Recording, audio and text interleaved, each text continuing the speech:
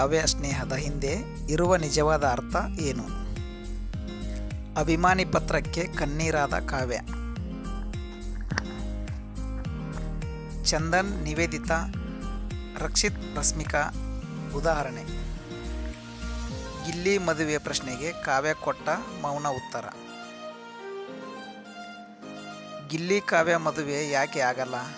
Viral ಆದ ಪತ್ರದಲ್ಲಿ ಅಡಗಿರುವ ಸಂದೇಶ.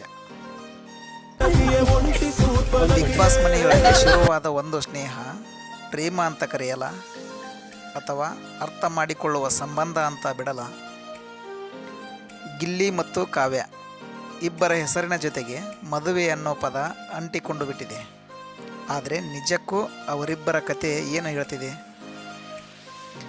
ಡ್ಯಾನ್ಸ್ ಕರ್ನಾಟಕ ಡ್ಯಾನ್ಸ್ ಶೋ ಅಲ್ಲೇ ಮೊದಲ ಪರಿಚಯ, ಆಮೇಲೆ ಬಿಗ್ ಬಾಸ್ ಮನೆ, 112 ದಿನಗಳ ಒಟ್ಟಿಗೆ ಪ್ರಯಾಣ. ಕಾವು ಕಾವು ಅಂತ ಗಿಲ್ಲಿ ಕಾವ್ಯ ಹಿಂದೆ ಓಡೋದು, ಟಾಮ್ ಆ್ಯಂಡ್ ಜೆರ್ರಿ ತರಹ ಜಗಳ, ಮತ್ತೆ ಅದೇ ಕ್ಷಣದಲ್ಲಿ ನಗು. ಇದು ಪ್ರೀತಿ ಅಂತ ಕೆಲವರಿಗೆ ಅನ್ನಿಸ್ತು, ಆದರೆ ಅವರಿಬ್ಬರಿಗೂ ಅದು ಸ್ನೇಹ ಮಾತ್ರ. ಅಭಿಮಾನಿಗಳ ಒತ್ತಡ ಮಾತ್ರ ಕಡಿಮೆಯಾಗಲಿಲ್ಲ. ಮದುವೆ ಆಗಬೇಕು ಅನ್ನೋ ಕೂಗು ದಿನದಿಂದ ದಿನಕ್ಕೆ ಜಾಸ್ತಿ ಆಯಿತು.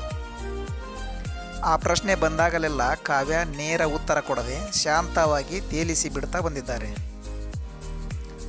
ಅದೇ ವಿಷಯಕ್ಕೆ ಈಗ ಒಂದು ಪತ್ರ ಭಾರಿ ವೈರಲ್ ಆಗಿದೆ. ಕಾವ್ಯ ಬಗ್ಗೆ ಒಬ್ಬ ಅಭಿಮಾನಿ ಬರೆದ ಪತ್ರವನ್ನು ಕಾವ್ಯ ಇನ್ಸ್ಟಾಗ್ರಾಮ್ ಸ್ಟೋರಿಯಲ್ಲಿ ಹಂಚಿಕೊಂಡಿದ್ದಾರೆ. ಪತ್ರ ಓದಿ ಕಣ್ಣು ತುಂಬಿ ಬಂತು ಅಂತ ಕಾವ್ಯ ಬರೆದಿದ್ದಾರೆ. ಆ ಪತ್ರದ ಕೊನೆಯ ಸಾಲುಗಳು ಮಾತ್ರ ಸಾಕಷ್ಟು ದೊಡ್ಡ ಸಂದೇಶ ಕೊಡುತ್ತವೆ. ಅಭಿಪ್ರಾಯ ಜನಗಳದ್ದಾಗಿರಬಹುದು, ನಿರ್ಧಾರ ನಿಮ್ಮದೇ ಆಗಿರಲಿ. ಚಂದನ್, ನಿವೇದಿತಾ, ರಕ್ಷಿತ್, ರಶ್ಮಿಕಾ ಒಟ್ಟಿಗೆ ಬೆಳೆದವರು, ಒಟ್ಟಿಗೆ ಹಬ್ಬ ಮಾಡಿಕೊಂಡವರು. ಮತ್ತೆ ದೂರವಾದ ಉದಾಹರಣೆಗಳನ್ನು ಆ ಪತ್ರ ನೆನಪಿಸುತ್ತದೆ. ಜನ ಮನರಂಜನೆ ಇರುವವರಿಗೆ ಮಾತ್ರ ನೋಡ್ತಾರೆ.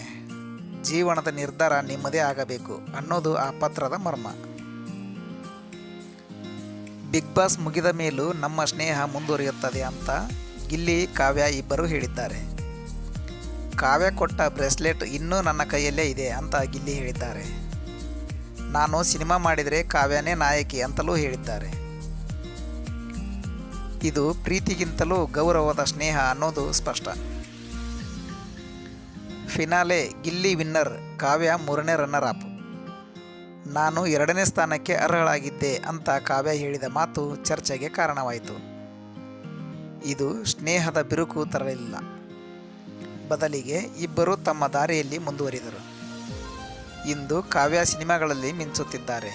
ಕಿರುತೆರೆಯಿಂದ ಬೆಳ್ಳಿತೆರೆಗೆ ಪಯಣ. ಇತ್ತ ಕಡೆ ಗಿಲ್ಲಿ ನಟನೆ ಜೊತೆಗೆ ನಿರ್ದೇಶನದ ಕನಸು ಕಟ್ಟಿಕೊಂಡಿದ್ದಾರೆ. ಒಟ್ಟಿಗೆ ಜೀವನ ಅಲ್ಲದಿದ್ದರೂ ಒಟ್ಟಿಗೆ ಬೆಳೆಯುವ ಕನಸು ಮಾತ್ರ ಉಳಿದಿದೆ. ಗಿಲ್ಲಿ ಕಾವ್ಯ ಕತೆ ಮದುವೆ ಆಗುತ್ತಾರೋ ಇಲ್ಲವೋ ಅನ್ನೋದಲ್ಲ, ಒಬ್ಬರ ಆಯ್ಕೆಗೆ ಇನ್ನೊಬ್ಬರು ಗೌರವ ಕೊಡುವುದು ಏನು ಅನ್ನೋದನ್ನು ಹೇಳ್ತಿದೆ. ಅಭಿಪ್ರಾಯ ಜನಗಳದ್ದಾಗಿರಬಹುದು, ನಿರ್ಧಾರ ಅವರದ್ದೇ ಆಗಿರಲಿ. ಧನ್ಯವಾದಗಳು.